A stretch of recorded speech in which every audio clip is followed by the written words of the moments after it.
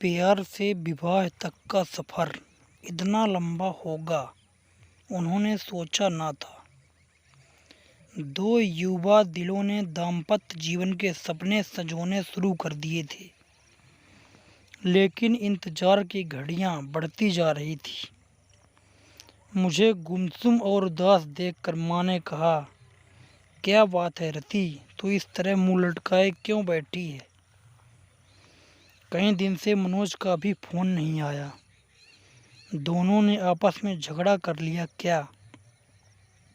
नहीं माँ, रोज रोज क्या बात करें। कितने दिनों से शादी की तैयारी कर रहे हैं, सब व्यर्थ हो गई। यदि मनोज के दादाजी की मौत ना हुई होती तो आज तेरी शादी को 15 दिन हो चुके होते। वह काफ़ी बूढ़े थे। तेरा हामी के बाद शादी हो सकती थी, पर तेरे ससुराल वाले बड़े दकियानूसी विचारों के हैं। कहते हैं कि साये नहीं हैं। अब तो 5-6 महीने बाद ही शादी होगी। हमारी तो सब तैयारी व्यर्थ हो गई। शादी के कार्ड बढ़ चुके थे। फंक्शन हॉल को, कैटर्स को, सजावट करने वाले को और भी कई लोगों को एडवांस पेमेंट कर चुके हैं थे। 6 महीने शादी सरकाने से अच्छा खासा नुकसान हो गया है। इस बात से मनोज बहुत डिस्टर्ब है माँ, पर कुछ कह नहीं पाता। बेटा, हम भी कभी तुम्हारी उम्र के थे। तुम दोनों के एहसास को समझ सकते हैं, पर हम चाह कर भी कुछ नहीं कर सकते। मैंने तो तेरी सास से कहा था कि साये नहीं है तो क्या हुआ।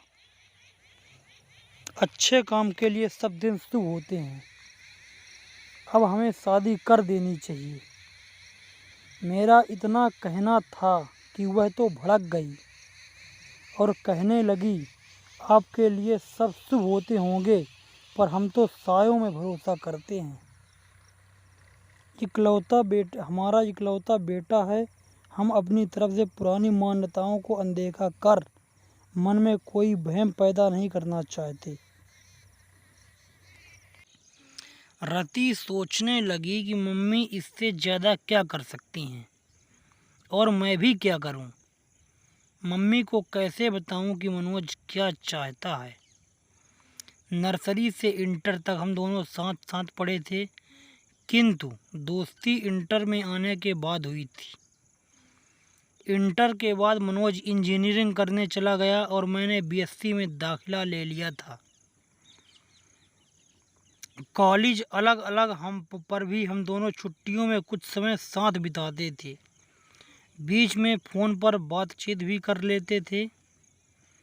कंप्यूटर पर चैट भी होती थी। एमएससी में आते आते ही मम्मी पापा ने शादी के लिए लड़का तलाशने की शुरुआत कर दी।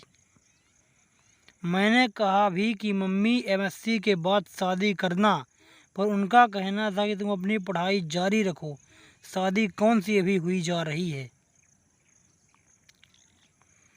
अच्छा लड़का मिलने में ही समय लगता है।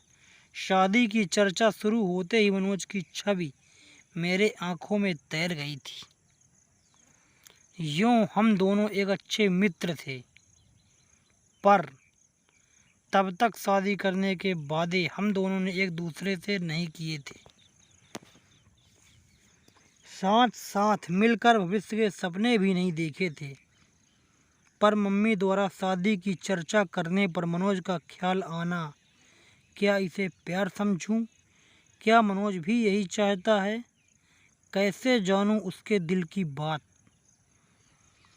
मुलाकात में मनोज से मम्मी द्वारा शादी की पेशकश के बारे में बताया तो वह बोला, इतनी जल्दी शादी कर लोगी? अभी तो तुम्हें 2 वर्ष एमएससी करने में ही लगेंगे। फिर कुछ सोचते हुए बोला था, सीधे सीधे बताओ, क्या मुझसे शादी करोगी? पर मुझे सेटल होने में कम से कम 2 से 3 वर्ष लगेंगे। प्रसन्नता की एक लहर तन मन को छू गई थी। सच कहूँ मनोज, जब मम्मी ने शादी की बात की तो एकदम से मुझे तुम्हें याद आ गए थे। क्या यही प्यार है?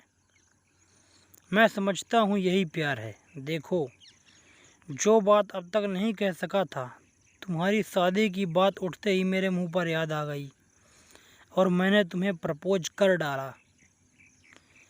अब जब हम दोनों एक दूसरे से चाहत का इजहार कर ही चुके हैं, तो फिर इस विषय में गंभीरता से सोचना होगा।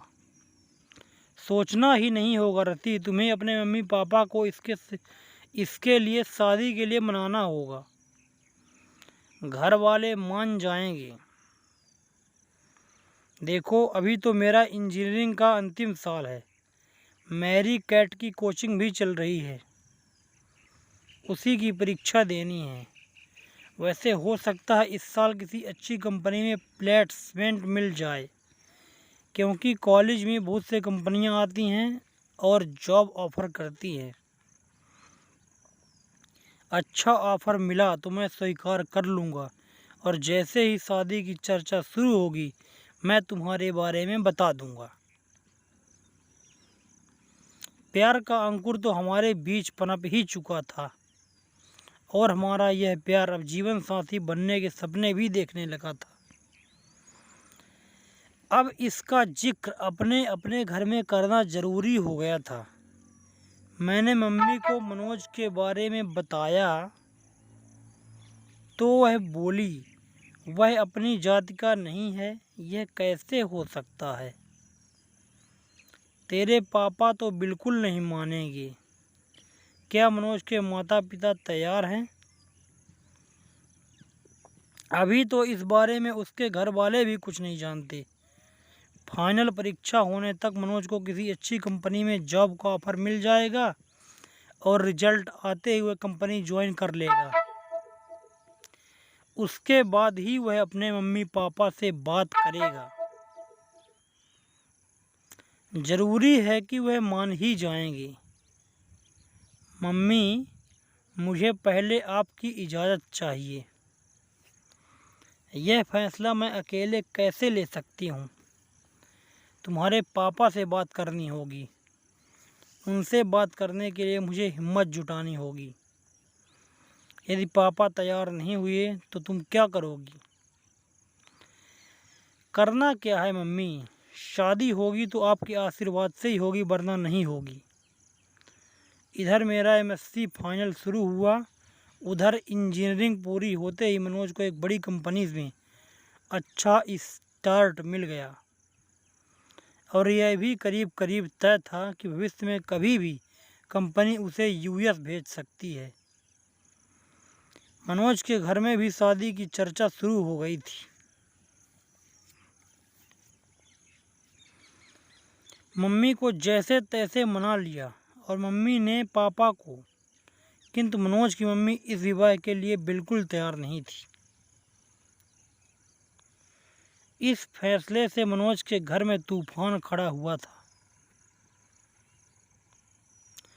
उस घर में पापा से ज़्यादा उसकी मम्मी की चलती है, ऐसा एक बार मनोज ने बताया था।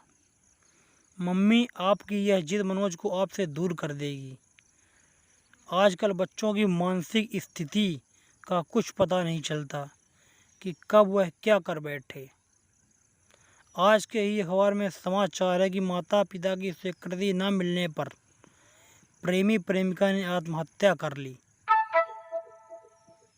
वह दोनों बालिग हैं। मनोज अच्छा कमा रहा है। वह चाहता तो अदालत में शादी कर सकता था, पर उसने ऐसा नहीं किया और आपकी स्वीकृति का इंतज़ार कर रहा है।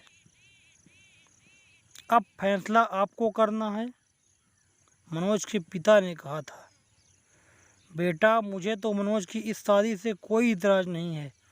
लड़की पढ़ी लिखी है, सुंदर है, अच्छे परिवार की है, और सबसे बड़ी बात कि मनोज को पसंद है।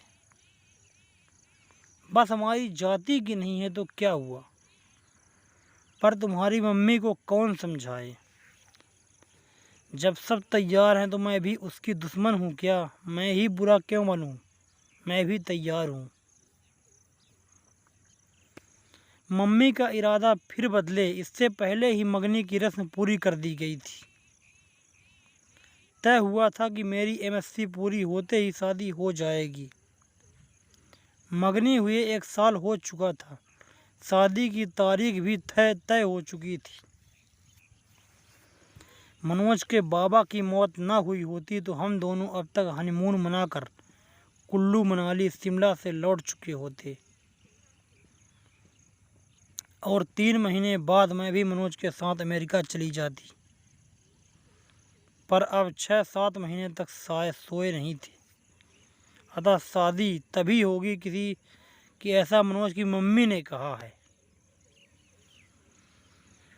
दोस्तों, कैसी रही कहानी और आगे का पार्ट 2 में हम आपको पूरी कहानी सुनाएंगे। ये वीडियो बहुत लंबा हो रहा था, इसलिए मेरे वीडियो रोक